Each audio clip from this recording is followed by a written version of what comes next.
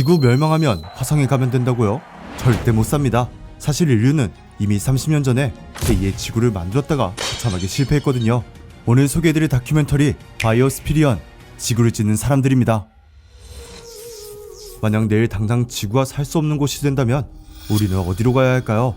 아마 많은 분이 화성을 떠올리실 겁니다. 일론 머스크도 나사도 화성을 인류의 두 번째 집이라고 말하죠. 하지만 말입니다. 공기도 없고 물도 없는 그 척박한 땅에서 인간이 정말 단 한 달이라도 자급자족하며 살 수 있을까요? 사실 인류는 이미 30년 전에 이 해답을 찾기 위해 수천억을 들인 제2의 지구를 만들어 사람들을 보냈죠.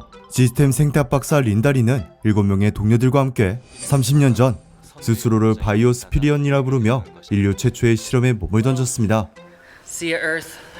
Hello, Mars. 그러나 그들이 향한 곳은 바로 다른 행성이 아니었죠. 완벽하게 복제된 또 다른 지구였습니다. 100여 명의 과학자와 엔지니어, 기술자들이 당대 최고의 과학기술을 총동원해 완성한 축구장 2개 반에 달하는 면적, 9층 건물의 높이에 거대한 유리구조물 안에는 6,500장이 넘는 유리창과 철골 구조물이 맞물려 단 한 점의 외부 공기도 들어오지 않도록 설계되어 있습니다. 바닥에는 500톤에 달하는 스테인리스 강판을 깔아 지구의 토양과 완전히 차단했죠. 인간이 살아가기 위해 가장 필요한 것, 산소를 위해 연구진은 지구 생태계를 그대로 옮겨놓았습니다. 열대우림, 해양, 사바나, 식물의 광합성으로 산소를 만들고 인간이 뇌신 이산화탄소는 식물과 미생물의 탄소 순환을 통해 다시 흡수됩니다. 비유하자면 주토피아 시티와 비슷하죠. 외부와 100% 차단되어 있기에 먹을 것 역시 외부의 도움 없이 해결해야 했습니다. 가축과 어류, 곤충을 포함한 3,800여 종의 동식물을 함께 이주했고 물 또한 내부에서 순환되도록 설계했습니다. 태양 에너지를 제외하면 그 어떤 것도 들어오거나 나가지 않는 완벽한 세계, 말 그대로 지구라는 거대한 행성에서 한 조각을 통째로 떼어내 유리상자 속에 가둬버린 인류 역사상 가장 정교한 인공지구를 탄생시킨 셈입니다. 그 결과 바이오스피어트는 연간 공기 노출료 10% 미만이라는 국제우주정거장에 견줄 만한 밀폐 성능을 기록했죠. 그리고 대원들은 인간이 스스로 만든 지구를 정말로 통제할 수 있는지, 정말로 우리가 화성에 가서 살 수 있는지를 알아내기 위해 이곳에서 2년간 생활이 시작했습니다. 처음엔 계산대로 모든 것이 완벽했습니다. 하지만 어느 순간 대원들의 몸이 먼저 이상을 감지하기 시작했죠. 2계단만 올라가도 숨이 가빠졌으며 이유 없이 머리가 멍해지기 시작했습니다. 그리고 측정 결과는 충격적이었는데요. 해발 4,000m, 히말라야와 비슷한 수준으로 급격히 산소가 떨어지고 있었죠. 식물의 상태 점검, 공기 순환 조정, 모든 가능성을 하나씩 점검했지만 그 사이 산소 농도는 계속 줄어들고 이산화탄소 농도는 오히려 더 치솟기 시작했습니다. 그리고 수개월이 거친 조사 끝에 해답은 의외의 곳에서 발견됐는데요. 그들의 숨통을 조여오고 있던 건 다름 아닌 그들의 발밑, 농업구역과 열대우림의 질 좋은 토양이었습니다. 풍부한 유기물은 식물의 성장을 도왔지만 동시에 막대한 수의 미생물 군집을 만들어냈죠. 그 결과 인간의 계산은 완전히 빗나갔습니다. 생명을 키워낼 줄 알았던 토양이 오히려 산소를 빨아들이는 블랙홀이 된 거죠. 미생물들이 뿜어내는 이산화탄소가 식물의 정화 능력을 압도해버렸고 거대한 유리도마는 순식간에 산소가 사라진 죽음의 방으로 변해갔습니다. 결국 실험은 실패로 끝이 났습니다. 하지만 실패는 성공의 어머니라는 말이 있죠. 아직 인간의 도전은 끝나지 않았고 실패가 있었기에 더 배울 수 있었죠. 1995년 이곳은 미래를 예측하는 타임머신으로 다시 태어났으며 지금은 인간이 우주로 이사할 그때를 위해 만반의 준비를 하고 있죠. 지구과학자 요스트는 30년 전 이곳에 고립된 열대우림을 연구하며 충격적인 사실을 발견했습니다. 식물의 중요한 역할 중 하나는 이산화탄소를 흡수하는 것이죠. 하지만 가뭄이 닥치면 식물의 이산화탄소 흡수량은 최대 80%나 감소하며 비가 다시 내려도 예전 수준을 회복하지 못한다는 것이죠.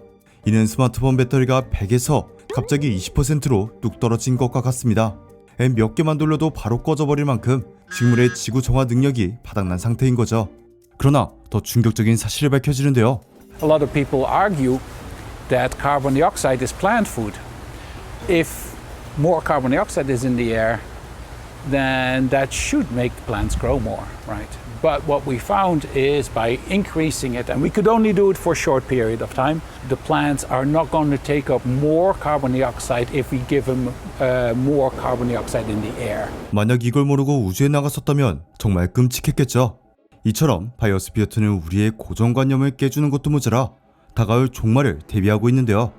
역구역의 해양연구소는 우리 바다 세계를 지키기 위한 거대한 방주로 변신했습니다.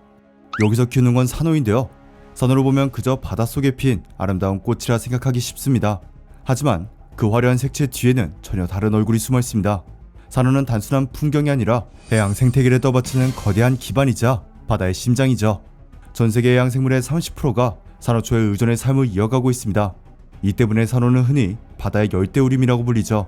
하지만 지금 이 열대우림은 불타는 대신 서서히 녹아내리고 있습니다. 최근 수년간 가속된 해양 온난화로 인해 산호에게 전례 없는 스트레스가 가해지고 있고 그 결과 질병과 폐사가 연쇄적으로 발생하고 있죠. 전문가들의 경고는 분명합니다. 지구 평균 기온이 단 1.5도 상승할 경우 전 세계 산호초의 70%에서 최대 90%가 사라질 수 있다는 것입니다. 단순히 아름다운 바닷속 풍경을 잃는 문제가 아니며 산호가 붕괴되면 해양 먹이사슬 전체가 흔들리고 그 여파는 고스란히 인간의 삶과 생존 문제로 직결되죠. 생태 압박 쌓인 사만다는 미래의 바다를 지키기 위해 그리고 새로운 바다를 만들기 위해 이곳에서 산호를 연구하고 있습니다. I'm really excited for what the future of the ocean looks like. I think there's so many ways that it can contribute to understanding how coral reefs work and how we can better save them. 또한 8명의 식량을 책임졌던 농지는 거대한 경사면 실험장으로 변해 아무것도 살지 않았던 암석에서 어떻게 생명체가 살아갈 수 있는지를 연구하고 있습니다. What we are doing here is something completely new, which is to understand all kinds of different processes come together to make bare hill slopes, new barren soil into a living landscape. 세계 최대 규모의 환경 생태 실험 기지이자 타임머신이 된 바이오스피어2. 그리고 지금 실험은 다시 우주로 향합니다. And the goal of SAM is to better understand how we as humans will live on. 샘 프로젝트를 통해 전문과학자 마티아스는 바이오스피리언들이 그랬던 것처럼 스스로를 밀폐된 모듈에 고립시킵니다. 그가 자발적으로 갇힌 이유는 식물 몇 그루가 한 사람의 이산화탄소를 완벽하게 상쇄시킬 수 있을까? 라는 본질적인 질문을 던지기 위해서죠. 30년 전 선배들이 걸어왔던 길을 후배들이 이어가며 화성의 인류의 새로운 보금자리를 만들기 위해 지금도 구체적인 데이터를 쌓아가고 있습니다. 역사가 깃든 공간에서 새로운 역사가 다시 쓰이고 있는 셈이죠. 그렇다면 여기서 한 가지 의문, 2가 있다면 당연히 1이 있겠죠. 바이오스피어 1은 대체 어디일까요? EBS 다큐멘터리 바이오스피리언을 통해 바이오스피어 1의 충격적인 정체를 알아보시기 바라며 아직 끝이 아닙니다. 이 다큐멘터리와 깊은 관련이 있는 2026년 5월 극한 실험 최후의 인류, 과연 30년의 시간을 넘어 이곳에선 어떤 새로운 이야기가 펼쳐질까요? 다가올 5월을 기대해 주시기 바랍니다. 오늘의 영상이 재밌었다면 구독, 알림 설정, 좋아요를 꾹 눌러주세요. 지금까지 픽추였습니다.